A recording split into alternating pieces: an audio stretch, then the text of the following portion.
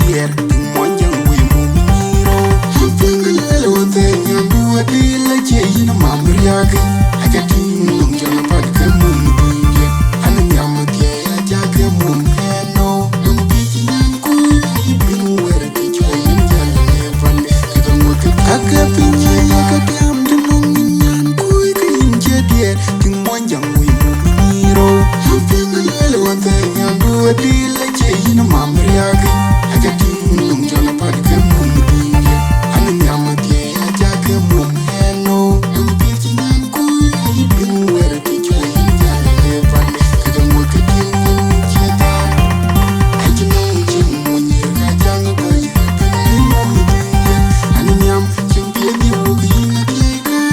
jang ni mo ju anu ko ke yin ka yin no nya ni ka bi ni chi ram ni chi bu pot ya li ko mo na chi ka ken ke bi ke ya lo ka ke chin tum ni ke chi ka ken ya lo aji num chin mo ni ka jang ko ibin mum dinge anu nyam chin bi ni wo gi na ke ka jang ni mo ju anu ko ke yin ka yin no nya ni ka bi ni chi ram ni chi bu pot ya li ko mo na chi ka ken ke bi ke ya lo ka ke chin tum ni ke chi ka ken ya lo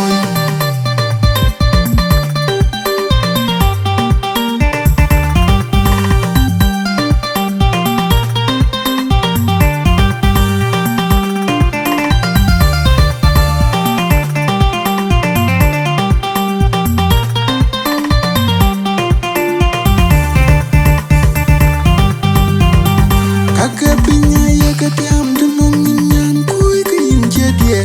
mon jang wi mu miro pingal lo te nyandu adila che yin mamriya ge agati num jana pad ke mum dinge anu nyam ke aja ke mum no dum bi nyan ku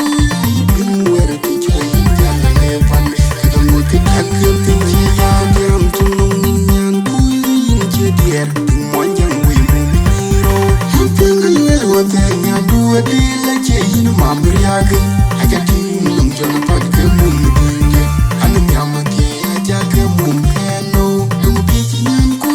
ibin wera ke choyin jana ne pande ke mo ke akapinya ya ka tam dum nyan ku ke inje dier mon jang wi mu miro pingal lo te nyandu adila che yin mamriya